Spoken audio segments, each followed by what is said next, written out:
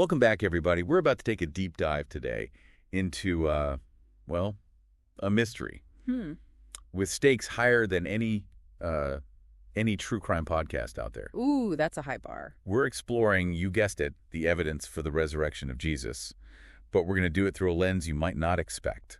The sharp mind of a cold case homicide detective. Oh, that's an interesting twist. It is. Yeah. So we're diving into this YouTube video Yeah. featuring J. Warner Wallace. He's a former atheist. You heard that right. Okay. And he was a seasoned detective. And he applied his investigative skills to the claims of the resurrection. Wow, that's fascinating. So we're basically swapping theological debates for crime scene investigations. Precisely. Yeah. And what makes this even more interesting is that detectives are trained to be natural skeptics.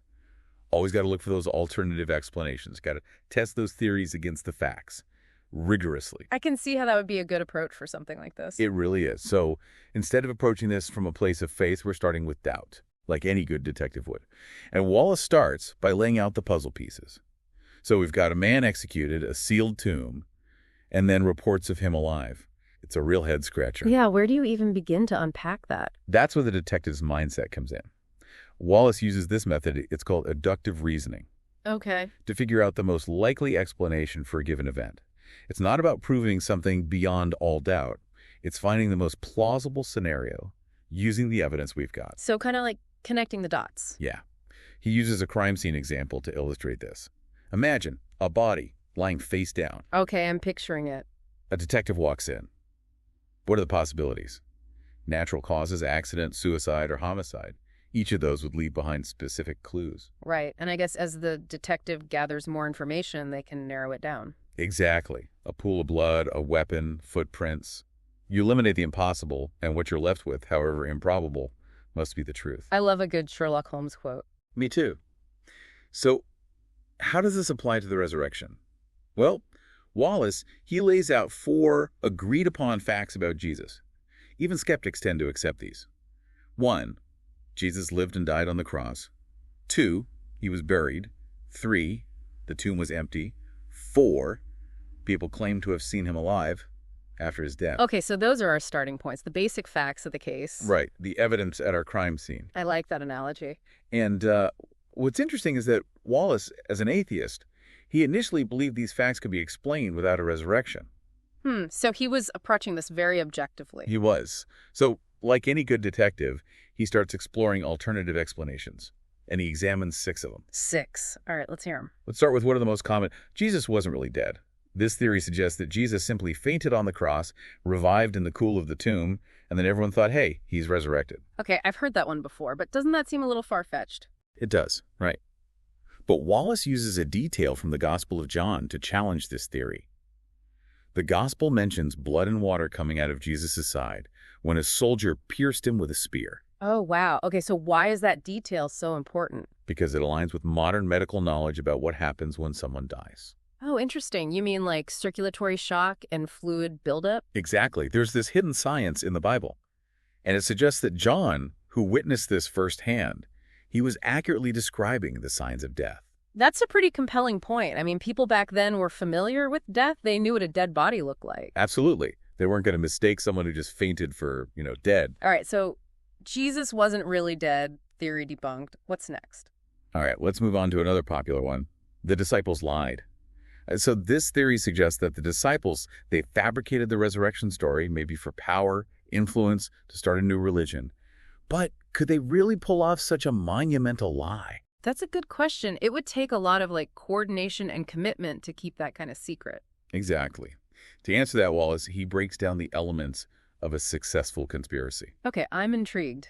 Lay it on me. So a successful conspiracy, he argues, needs a small number of conspirators, a short duration, excellent communication, strong relationships between those conspirators, and minimal pressure. That makes sense. The more people involved, the harder it is to keep things under wraps. Right. Now think about it. Could you keep a secret this big with this many people involved under such extreme pressure? I don't know. I'm pretty bad at keeping secrets, especially under pressure. And we're not talking about just a handful of disciples whispering in a back room here. This is hundreds of witnesses, a story persisting for decades, spreading across vast geographical distances. Wow, yeah, that's not exactly a low-key operation. And then there's the persecution these early Christians faced, often to the point of death. Right. It's hard to imagine maintaining such a lie under those conditions, especially with no material gain. Exactly. And to make things even more complicated, the disciples weren't exactly a tight-knit group. Wallace points to Matthew, the tax collector, who was an outsider to that original group. No family ties, no prior allegiance. So why would he join in on such a risky lie? That's the million-dollar question, isn't it? This is where the disciples lied theory starts to kind of fall apart. Yeah. It just doesn't hold up when you consider all the factors. I'm starting to see why Wallace might have moved away from this theory. Me too. Oh. Okay, so we've explored 2 of the 6 alternative explanations so far. But what if these sightings weren't a deliberate lie? What if they were something more internal? Could grief, hope have created a collective delusion? Oh, interesting. So are we talking about hallucinations? We are. That's the next alternative.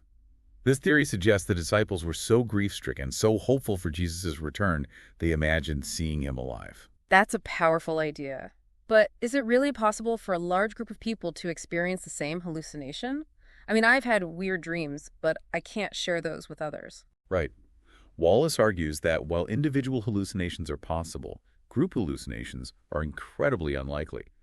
Think about it. We can all have individual dreams, but we can't share those dreams with others. We can, however, share memories of real events. That's a good distinction. So you're saying the disciples weren't just sharing a dream, they were sharing a memory. Exactly. And the Gospels describe Jesus appearing not just to individuals, but to groups. The Marys at the tomb, the disciples on the road to Emmaus, the gathering in the upper room. These seem like shared experiences, not individual delusions.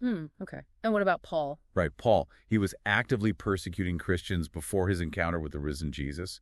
So it's hard to argue that he was predisposed to hallucinating in favor of the very people he was trying to eliminate. That's a good point. So even if we were to entertain the idea of hallucinations, Paul kind of throws a wrench in that theory. He really does. This is already so fascinating, isn't it? It really is. We've only covered 3 alternative explanations. I know. Should we unpack the remaining 3 in part 2 of this deep dive? Absolutely. We still need to explore. They were fooled by an imposter, they went to the wrong tomb, and it's all just a late legend. Buckle up, because this deep dive is about to get even more intriguing. We'll be right back after a quick word from our sponsor. All right, so where were we? Ah, yes, more alternative explanations for the resurrection. Right. Time to put our detective hats back on, scrutinize every angle of this historical mystery. Love it. So, up next we have a theory, ripped straight from a suspense novel. Oh, intrigue me. They were fooled by an imposter. An imposter, as in someone pretending to be Jesus? You got it. Someone pretending to be Jesus, someone with a motive, maybe to gain followers, exploit the situation. That's a pretty bold claim. But wouldn't the disciples have recognized him? I mean, they spent years with Jesus. You'd think so, right? That's the problem with this whole imposter theory. To fool the disciples, this imposter would need, intimate knowledge of Jesus' teachings, mannerisms, everything. Yeah, it couldn't just be some random guy off the street. It would have to be someone close. Exactly. Someone from Jesus' inner circle, someone privy to his every move, someone who could really act like him. Right. But even then, think about those post-resurrection accounts. Jesus appearing and disappearing, walking through walls. We're talking supernatural abilities here. Hold on. Are we saying this imposter would have to be like a master illusionist on top of everything else? Pretty much. And we haven't even addressed the elephant in the room, the empty tomb. If it was an imposter running around, who moved the body? And why? Right. This isn't just about fooling people. This is a complex scheme involving physical evidence and a high risk of getting caught. Remember, grave robbing, that was a serious offense back then. Yeah, you didn't mess around with tombs. So to steal a body, especially one as high profile as Jesus, that would have invited serious consequences. For sure. From the Romans, the Jewish authorities, everyone, it just doesn't add up. I'm starting to agree. The imposter theory, it's a bit too Hollywood for me. Bit too far-fetched, right? Yeah, exactly. All right, so what's next on our list? This next one is a bit simpler, but no less intriguing. What if the disciples, in their grief and confusion, they simply went to the wrong tomb? Wait, they went to the wrong tomb. So they stumbled upon an empty grave and just assumed it was Jesus's. That's the theory. But doesn't that seem a little careless? I mean, somebody would have corrected them. You would think. Yeah. The Roman authorities, Joseph of Arimathea, who provided the tomb, someone would have said, hey, wrong tomb, guys. Can you imagine? Their entire movement would have crumbled overnight. Exactly. Not to mention the gospel accounts are very specific about the tomb's location. It belonged to Joseph of Arimathea, a prominent member of the Sanhedrin, not just some random unmarked grave. Okay, yeah. Wrong tomb is not very convincing. Not really. So that brings us to the final alternative explanation. It's all just a late legend. So like a game of telephone. The story got distorted over time, embellished as it was passed down. Exactly. But Wallace challenges this. He points out that the resurrection accounts, they're found in the earliest Christian writings, some written within a few decades of Jesus' death. So not a later addition. They were there from the start. From the beginning. Yeah. And through textual analysis, scholars can actually trace the transmission of these accounts, showing they haven't been significantly altered over time. Wallace uses this analogy of a chain of custody. Like how detectives preserve evidence, document everything to maintain its integrity. Precisely. Yeah. So we can be confident that these early accounts, they're reliable representations of what people believed happened. Okay, that makes sense. So the idea that the resurrection story is a late fabrication, that doesn't really hold water. Nope, not at all. So we've examined all 6 alternative explanations. Right. None of them seem to fully account for the evidence. So where does that leave us? Well, it leaves us at the same conclusion Wallace arrived at. As a detective, he had to consider every possibility, right? Right. But in the end, he found that the most reasonable explanation was the one he initially resisted, Which is? that Jesus actually rose from the dead. Whoa. Okay, so big leap there. But that brings us to the biggest hurdle Wallace faced, accepting the supernatural. As a staunch atheist, he's struggled with anything that defied natural laws. So how did he overcome that? It actually came from an unexpected source. His belief in the Big Bang. The Big Bang. Wait, how does that connect to the resurrection? Well, he realized that the Big Bang itself, the sudden appearance of the universe from, well, seemingly nothing, that pointed to a cause outside of space, time, and matter. So his scientific worldview actually hinted at a supernatural first cause. Exactly. It was a turning point for him. He'd built his understanding of reality on this purely natural universe governed by predictable laws. But the Big Bang, it challenged that very foundation. His whole worldview flipped upside down. You could say that. And once he accepted this possibility of a supernatural force behind the universe's origin, the idea of a resurrection didn't seem so far-fetched anymore. I see. It's like accepting the Big Bang cracked open the door to other supernatural possibilities. Yeah. If the universe's creation could be a supernatural event, why couldn't the resurrection be as well? That's a really interesting point. So Wallace's journey from skeptic to believer, it wasn't about abandoning logic and reason. It was about expanding his understanding of what's possible. That's a powerful message. So are we ready to wrap up? We are. But first, I want to leave our listeners with something to ponder. We've explored the evidence, analyzed the arguments, but ultimately, the decision of what to believe that rests with you. Absolutely. What would you find most compelling about this evidence? What would you need to explore further to come to your own conclusions? Don't be afraid to ask tough questions. Challenge your own assumptions. Seek out different perspectives. The search for truth is a journey, a personal one. And if you're interested in digging deeper into this whole topic, I highly recommend checking out J. Warner Wallace's full YouTube video. It's definitely worth a watch. It is. Thanks for joining us on this deep dive, everyone. Until next time, keep exploring. Keep questioning. Keep seeking the truth. All right, welcome back, everyone, for the final part of our deep dive. We've been exploring the evidence for the resurrection, and we've really gone through a lot. We have, from, the nitty-gritty of crime scenes to the mind-blowing vastness of the cosmos. It's been quite a ride. It really has.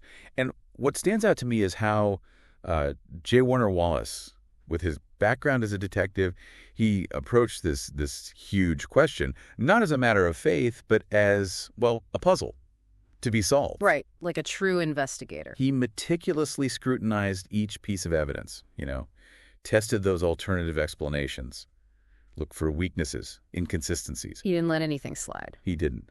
And I appreciate that he doesn't, just dismiss those theories outright. He lays out the arguments, highlights the strengths, the weaknesses, lets the listener weigh the evidence for themselves. Yeah, it's not about spoon-feeding answers. It's about empowering people to think critically.